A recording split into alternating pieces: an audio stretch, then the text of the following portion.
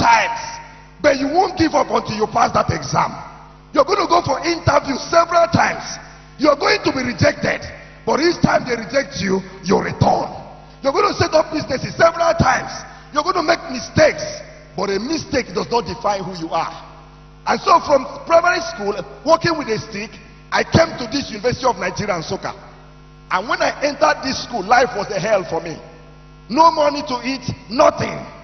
And then, to make matters worse, I didn't have a leg to walk with. I was telling my driver that brought me that I used to walk from Six Flags to Akintola Hostel with this stick in my hand.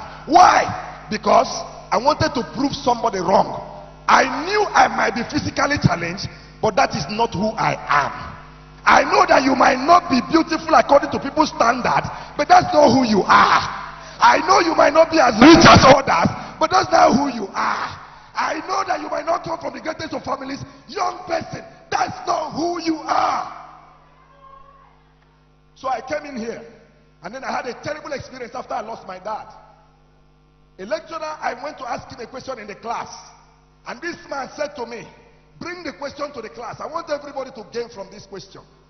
So I came to the class, and he said to me, come and stand in front of the class at the mass communication department at the Faculty of Arts here. So I stood in front of the class, and this man looked at me and said, you asked me a question. I said, let me ask you questions too.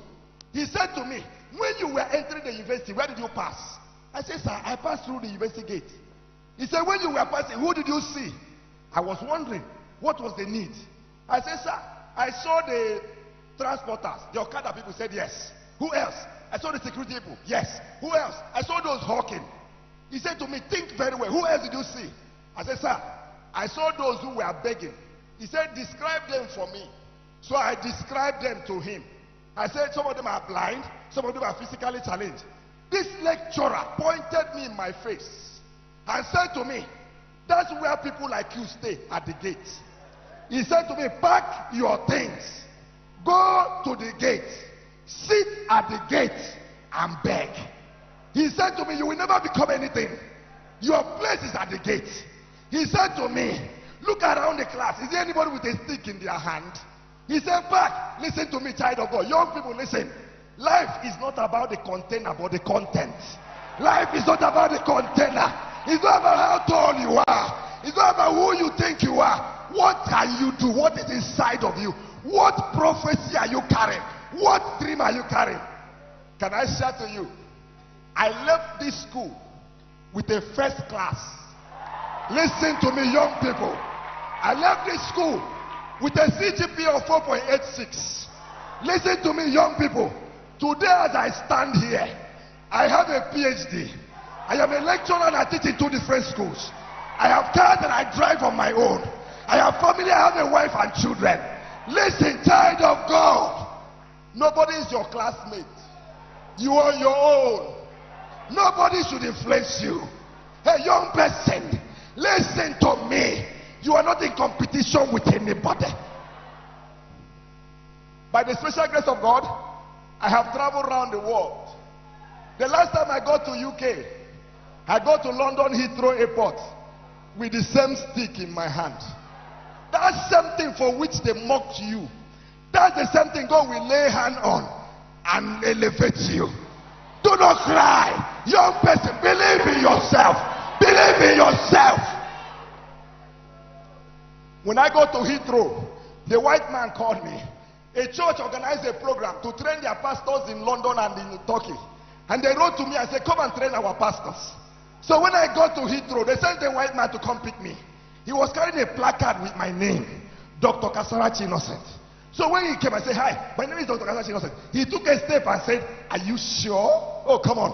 The Bible says in Psalm 126 verse 1, when God turned again our captivity, we were like them that dreamt. He said to me, are you sure? Youth, can I say this to you? As you come to this program today, I don't know whether you have seen me before, but I want to say to you, no man has a right to stop you. Nobody has a right. No circumstance. No background. You cannot allow your background to put your back on the ground. You cannot allow your background to put your back on the ground. Great things grow out of useless places. So what do you need to do? What do you need to do? Because as I sat here yesterday, I was listening to our brother Tony Elumelu talking. What came to my mind is, this man is doing well. Where are his classmates? Where are they? Where are they? We are all seated together here as youths. In the next 10 years, a natural demarcation will take place. We will not all sit together again in the next 10 years. There will be those on top and those below. But the thing about it is that whatever you become is in your hands. Child of God is in your hands. What do you need to do? Number one, if you need to succeed, you need to believe that you can. Life is not about speed. Life is about focus. If you keep heading where you're heading, you will get there. It's not about who gets there first. It's about who gets there best. Number two, if you need to excel, you need to use your hands. Listen, prayer is good. I believe in being a child of God. But without action, prophecy will fail. Without action, destinies will waste. So you need to begin to act. Find something you can do on your own. When I left this school with a first class, I went to Port Harcourt, and for 2 years I was looking for a job, and I would go, they would call me. And when I appeared, they said, we would have taken you, but because of your leg, we won't take you. And for 2 years I was trying, I was dying. Until one day I said to myself, what makes me a graduate is not the certificate, but it's inside of me. So I decided to act on my own. I should go back from here. Find something to do with your hands. Number three, if you want to excel, the next thing you must do, close your ears. Close your ears. There's nothing they've not said to me. One day, I was going to Abuja to take part in Church of Nigerian Writers Conference. I got to the airport, and a man came to me. I was trying to check in. He came to me and said, excuse me, sir. I said, yes. He said, please, we don't allow beggars around here. Can you take your things and move out of the airport? Listen to me. If you know where you're going, you don't respond to everything you hear. It's not everything you hear that you respond to. Manasseh was supposed to be great. There were prophecies on his head, but he never became great. Why? Prophecy without you will not fulfill. Go back. Seal your ears. Number four, the next thing you must do, when you make mistakes, bounce back. You know, when we got to the gate yesterday, I told my brother who is driving me, I said, this is the same gate the man said I'm supposed to end my life as a beggar. But I'm not stopping at the gates. Nobody can stop you if you don't stop yourself. In the next 10 years, I want to ask you a very simple question. Where will you be? Where? Because among us will be general managers. Among us will also be those who are at the gates. Where will you be? What we came for is not a jamboree. The reason the church spent money to bring you is to make sure you don't fail God in your generation. Are you aware that God brought you into your family to rewrite the story of your family with your coming? Are you aware that in your generation, everybody's waiting for you to manifest? I want you to be strong. I want you, even if you have been discouraged before now, just look at me and then listen to my story and then go back and bounce back. Go back and bounce back. Go back and bounce back. Number five and the last one, the G factor. The G factor. Listen to me. It is not by intelligence or wisdom. If the hand of God is not on a man, no, you won't go anywhere. The grace I have, whatever I am today is by grace. It's not by strength. If it's by strength, I wouldn't be talking to you. If it's by strength, I wouldn't be who I am. But by the grace of God. So as you go back as a young person, make a choice to live your life for God. Make a choice. God will give you what your hand cannot give you. Let me share this story as we pray. One day, I was walking with my wife on the road. My wife is not tall. My wife is long, very long.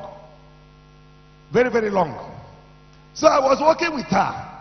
And then somebody drove his private car and parked and stopped. And horn, blow horn, pim, pim, pim, pim.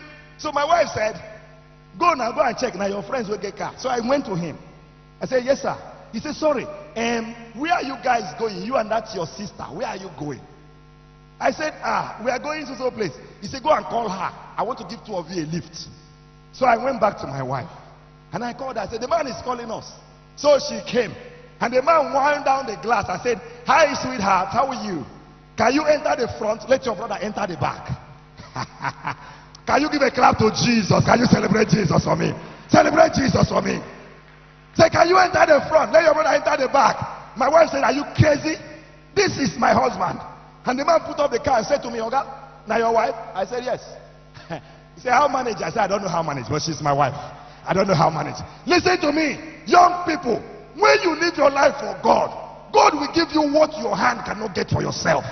When you give your life, when you dedicate yourself to the master, God will give you a miracle. How many of you came here